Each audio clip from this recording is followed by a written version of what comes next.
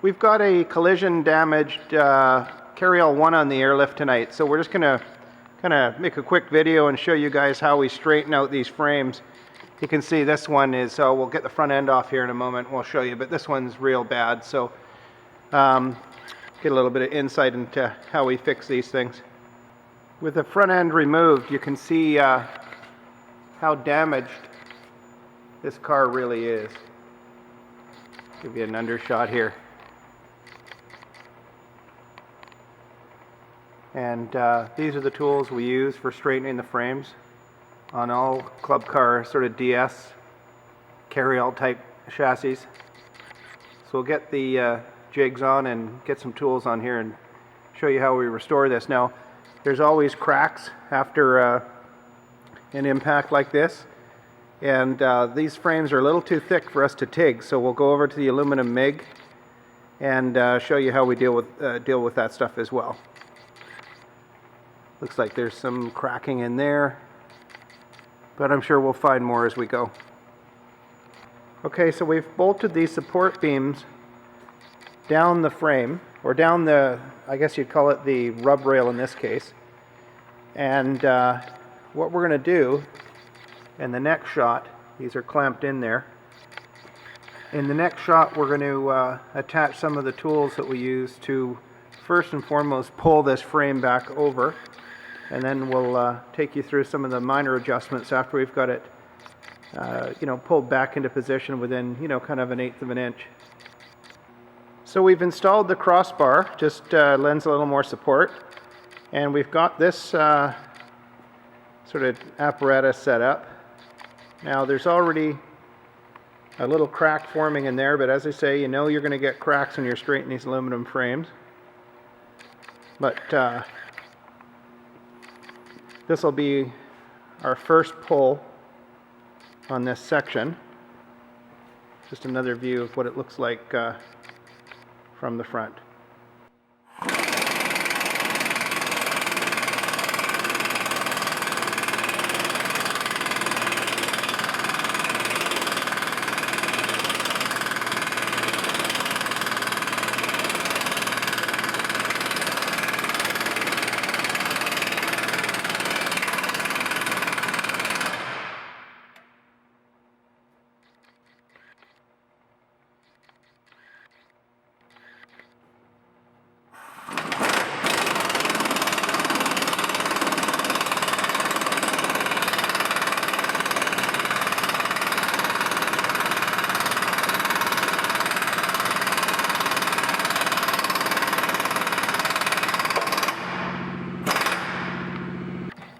So in some cases, the frame is swung so far over, we don't have room to grab it with this particular tool. So we just put a scissor jack in there and just push this frame member over just to get us closer. So that's what we're doing here. Just kind of get that big kind of ripple out of the frame, and then we can, once again, pull that whole section back over.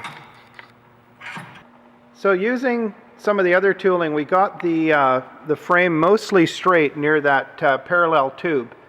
So in this case here, we're just using this little tool to take that little sort of ripple out of the frame, so we can use the OEM tool that we use for, it's a cutting guide and a drill guide for putting in the OEM lift kit.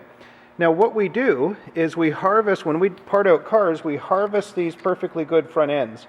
So before we scrap the frames, we always save these. So if you've got a collision damaged car, just get your frame kind of as straight as you can so the rails go back through the chassis pretty good, and then you're cutting this whole section off right about here, and then you can use the front end components that we harvest, if you so choose, to save the car and just put a lift kit in it. So as we mentioned before, there's going to be some welding.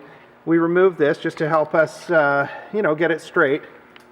But, don't scrap your club car just because you've had some collision damage. Just call us if you need any of these parts. And as I say, we've got plenty of these front end sections. So, let it live again.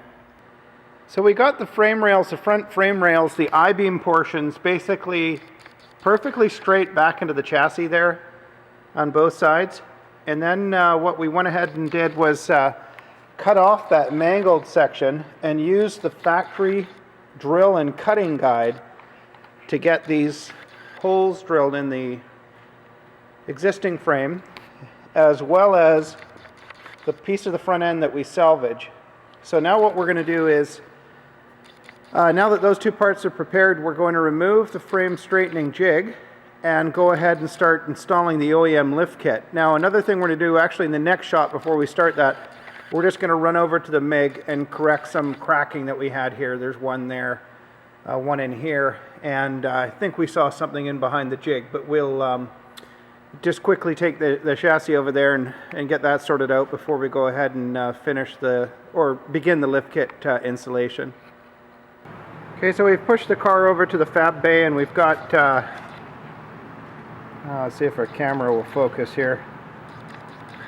We've got a crack in there, another one up in this area, and then on both sides we've got some cracking right in this area here. So it's not pretty. The TIG is actually a kind of a nice way to weld, but on this thicker stuff, as I say, our TIG's not quite powerful enough, so we'll use the MIG, but it certainly gets the job done. We're also going to go over this area too. There's a little crack in there. So we've got the welding completed here. Now admittedly the MIG welder in my possession is a little bit of a blunt tool. We've got a fantastic welder here, Ian. He's also one of our top salesmen, but he's in Mexico, so I have to handle this stuff myself. So, I mean, it's still a pretty good job, but I always just kind of make a couple of cover passes just to make sure everything is super strong, but obviously in the hands of a professional, this stuff is much neater. But so we're going to move on to the next step now that we've got that resolved and start building up the front end with the OEM lift kit and S-plates. So we've moved the car back into position and installed the salvage front frame component. You can see that the frame, I don't know if you can catch this on the camera, but you know, you couldn't find a defect with as far as the frame's position. It was really smack. We've got it basically bang on the money now.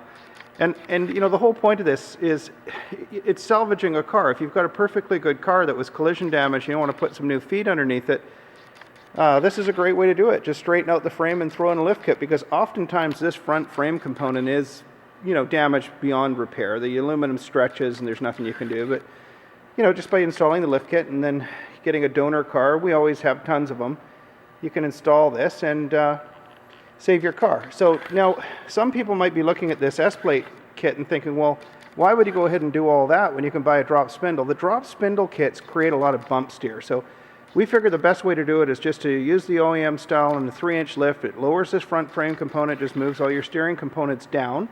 And then we use an intermediate shaft that's a little bit longer. It comes in the kit. You've got the OEM driving feel, you know, and all the safety associated with that. You know, without, sure, there's a little more work and a little more cost involved, but it's just the best way to do it. Now, if we go beyond this, say to a 6-inch lift, we're going to use an A-arm style lift. That is the superlative way to go there. So we're just going to continue on with front end assembly. Okay, we've got the front end components installed, and that extended intermediate shaft that we mentioned in the previous shot. So aside from doing a final alignment when it's back on its feet, we're complete up here. We're just going to move around to the back now. Okay, so we've begun to install the multi-leaf springs that come in the AM10756 lift kit. That's an AM10756 lift kit. You can buy it from us at Porcelato Engineering. Just call or email for current pricing. There is one change though that we make on a carryall. Now officially the AM10756 isn't designed to go into a carryall, but there's one small change. In a carryall type product they use a flat rear shackle. These little aluminum guys are what we pulled out of the car. They connect the frame to the rear of the leaf spring. Now the AM10756 has a shackle with this little sort of bend in it, and that matches the DS style golf car. So what we've done is we just copy it. We take the original design, which was just a 1 1/4 by 1/4 inch thick flat bar in aluminum. We just buy that in mild steel and just make a flat shackle like you see here. So it's the identical kind of config that comes in the kit as far as center to center for the DS car, but we just make it flat, and that's all you need to put an AM10756 lift kit in a carryall product. So we're just going to continue with the install here. We haven't got around to it yet, but there will be a little extender for the rear shocks because they're going to have to come down and meet the mount here. So that's something we'll get to in a little bit. Now, one thing you will need to install the AM10756 lift kit is this factory drill and cut guide. It's part number 10757.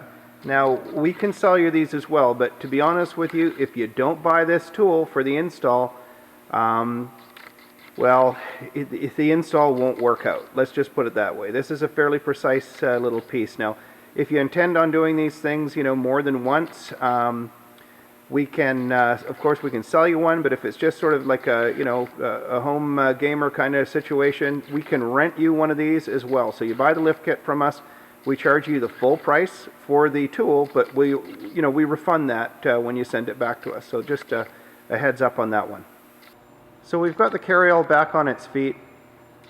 We'll finish the final alignment once we've, you know, kind of driven it around to let everything settle in. You can see that's a great ride height for a carryall. It kind of looks like the XRTs of years gone by. You know, we're going to send it back over to sales, and they'll put a decent tire on it and wheel combination that matches it.